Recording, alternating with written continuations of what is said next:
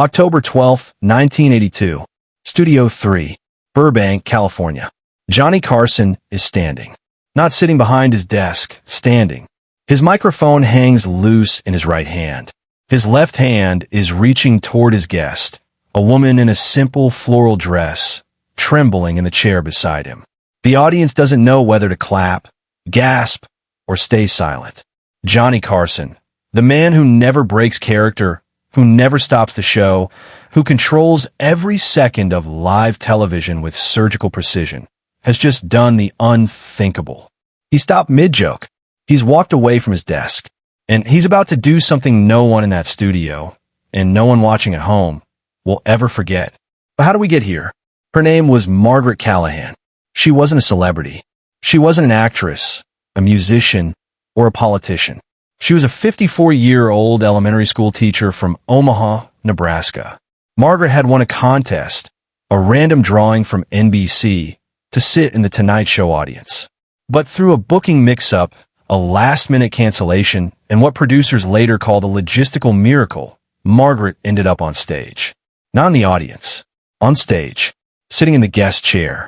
Johnny Carson, ever the professional, rolled with it. That was his genius.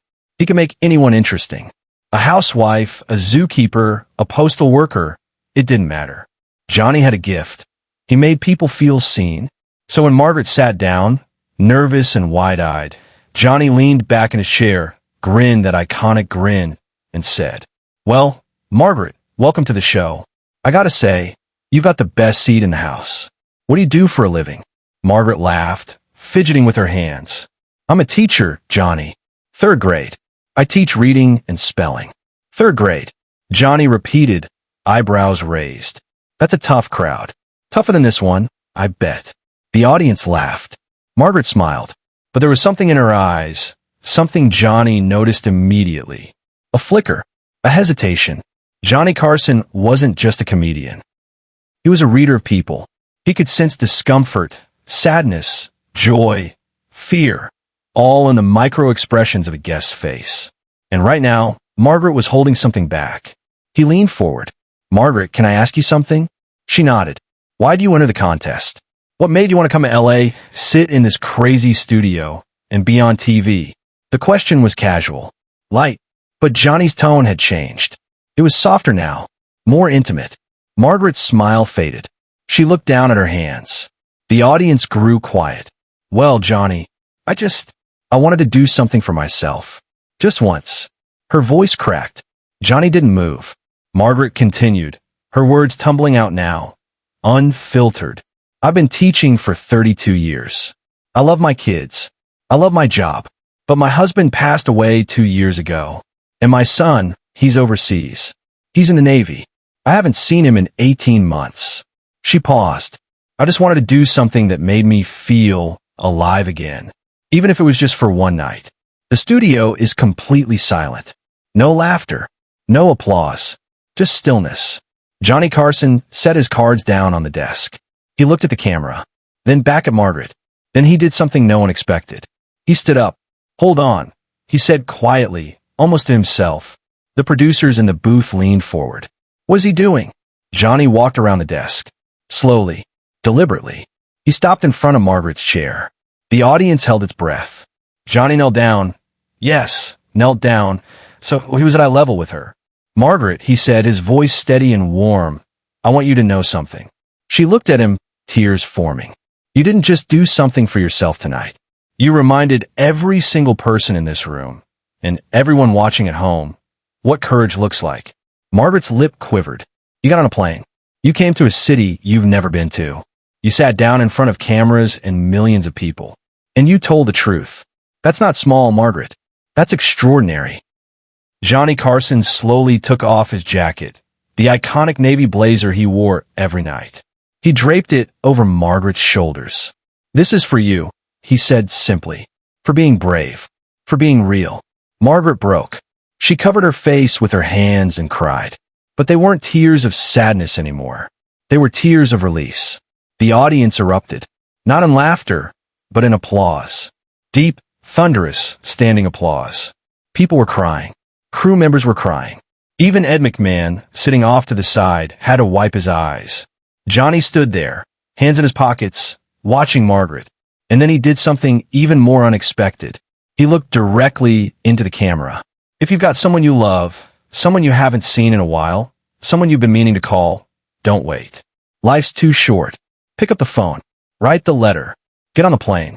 He paused. Because moments like this, they don't come back. Johnny stopped mid-joke. The entire studio froze. No one knew what was about to happen next. But what came next would change the way people saw Johnny Carson forever. In the production booth, chaos. What's he doing? We're off script. Do we cut to commercial? But Johnny's producer, Fred de Cordova, held up his hand. No, let him go. This is Johnny. Fred had worked with Johnny for 22 years. He knew better than to interrupt. Johnny Carson wasn't breaking protocol. He was redefining it. Behind the scenes, Johnny made a decision that defied every producer's expectation. He wasn't just hosting a talk show anymore. He was doing something bigger. He was reminding people what television could be. And then, the moment no one saw coming, a figure stepped onto the stage. Tall, navy uniform, crew cut. Margaret looked up. Her hand flew to her mouth. Michael? Her son, Petty Officer Michael Callahan, walked across the stage, tears streaming down his face. Margaret stood, stumbling, and Johnny caught her by the arm. Go, Johnny whispered. Go to him. Margaret ran. Mother and son collided in the middle of the stage, holding each other, sobbing. The audience lost it. People were on their feet, screaming, crying, clapping. Johnny stood to the side, arms crossed, watching quietly. Ed McMahon walked over and put a hand on Johnny's shoulder. You did good, Johnny. Johnny just nodded. But this is the moment no one in the studio and no one watching at home ever saw coming. Johnny Carson had secretly arranged for Margaret's son to fly home. He'd contacted the Navy. He'd paid for the flight. He'd coordinated the entire surprise without telling a single person on his staff. Subscribe and leave a comment, because the most powerful part of this story is still ahead. The episode aired, and America responded. NBC received over 40,000 letters in the first week. People wrote to thank Johnny. People wrote to share their own stories. Teachers, veterans, widows, parents. Margaret and Michael were invited back to the show 3 months later. Johnny gave them front row seats and spent the entire opening monologue talking about them. The jacket? Margaret kept it. She framed it in her living room. When she passed away in 1998, her son Michael donated it to the Smithsonian, where it remains today, part of an exhibit on Johnny Carson's legacy. Share and subscribe. Make sure this story is never forgotten. Johnny Carson hosted The Tonight Show for 30 years. He interviewed presidents, movie stars, musicians, and comedians. But when people talk about Johnny, when they remember what made him great, they don't talk about the jokes. They talk about moments like this.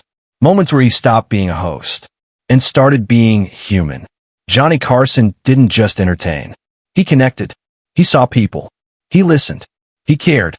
And on that October night in 1982, he reminded the world that television, at its best, isn't about spectacle. It's about truth. It's about heart. It's about looking someone in the eye and saying, "You matter." Johnny Carson passed away in 2005. But his legacy? It lives on. In every late-night host who takes a moment to be real. In every guest who feels seen. And in every person who remembers. Sometimes the most powerful thing you can do is stop, listen, and care.